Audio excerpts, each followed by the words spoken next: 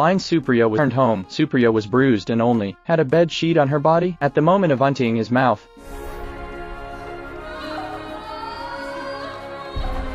Rohan chose to call the police. Since the victim was blind and could not identify the culprit, the police sent them to a hospital for a medical evaluation. They were stopped by a car on the road, who claimed to be the police. The two were then locked in an abandoned warehouse. Rohan tried his best to resist, but was to the hospital, but they were told that the best time for identification had been missed and the evidence was washed away by seawater. When they came to the police station, the police did not believe that they had been kidnapped and humiliated them. After returning home, Rohan sat on the sofa silently. He refused to eat the meal Supriya had prepared. Supriya thought that Rohan disliked his unclean body. Home from get off work, Rohan is ready to apologize to his wife. Rohan didn't dislike his wife. Rohan felt that he was useless and couldn't protect his wife. Rohan walked over to the bed and sat down. At the funeral, an official named Zafar approached Rohan, and Zafar's brother Amit was one of the culprits who raped Rohan's wife. Zafar warns Rohan not to say anything to the media, or he will suffer the consequences. The police station is full of people from This sentence suddenly caught Rohan's attention. He immediately went home to look for clues, and Rohan found his wife's suicide note under the bed, which wrote what happened, and every word broke Rohan's heart. It turned out that Rohan's wife was raped by Amit and his friends again, and even Rohan came to the police station in pain. If the police didn't investigate, he would take revenge in his own way, kill all those who insulted his wife. Rohan has an extremely keen sense of hearing, and Rohan can imitate any sound, and then practiced repeatedly until he could perfectly replicate their voices.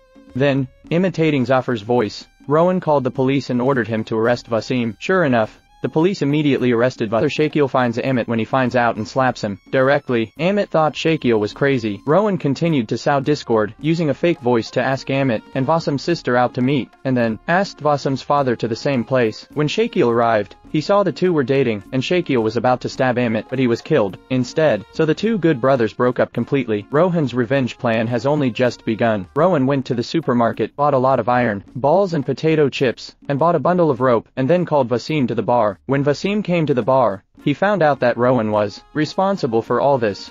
Rohan turns off all the lights. In the darkness, Vasim was accurate chips all over the ground.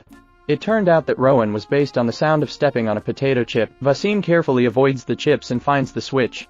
With the lights on, Rohan's advantage is gone. Vasim hurls wine bottles at him. In order to avenge his wife, Rohan was brutally attacked by a wine bottle. Looking for the sound, he rushed up to grab Vasim, and vented all his anger on Vasim.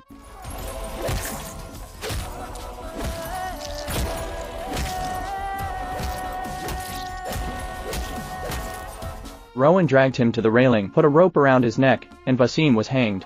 Afterwards, Rohan left a handkerchief at the matter down. Rohan expected this. His revenge continues, and the next target is Amit. Rohan asked a door. Rohan slammed down on Amit with a stick. Unexpectedly, Amit was wearing a helmet and couldn't hurt Amit at all, so Rohan was beaten up by Amit instead.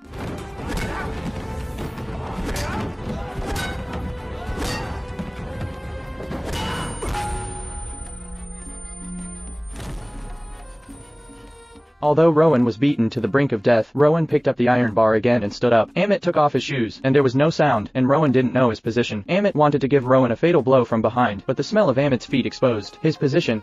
Rohan to call Zafar, and Zafar heard Amit's cry for help and hung up the phone. Rohan sealed Amit's mouth, lit a candle and placed it at the door, and then punctured the gasoline barrel, letting the gasoline flow throughout the warehouse. But when Zafar arrived through the window, Zafar was very anxious and kicked the door frantically. As the door was broken open, candles were dumped on the ground, igniting petrol. Zafar can only watch Amit die in the flames. Rohan avenged his wife. At this time, the sheriff has been eyeing Rohan, and also learned from the neighbors that Rohan is proficient in voice imitation. The sheriff retrieved the phone records of the two deceased. Sure enough, he was found out. Both calls came from the same booth, and Rohan could be out. The sheriff went to the phone booth, but the phone booth was closed, and he had to wait until early tomorrow morning to collect evidence. Rohan prepares to kill his next target, Zafar. He asked a friend to help divert the attention of the police. Distort sight with smoke. Under the common cover of everyone, Rohan contacts Zafar and voluntarily admits that Amit was killed by him. Zafar and the bodyguards rushed to an unfinished building. The bodyguard saw Rohan and rushed to catch him. Rohan turned and ran, jumping up before the trap. The bar of darkness. Rohan kept changing directions, waiting for the right time. Rohan attacked. Rohan grabbed Zafar's hand and dragged Zafar to the side of the buildings.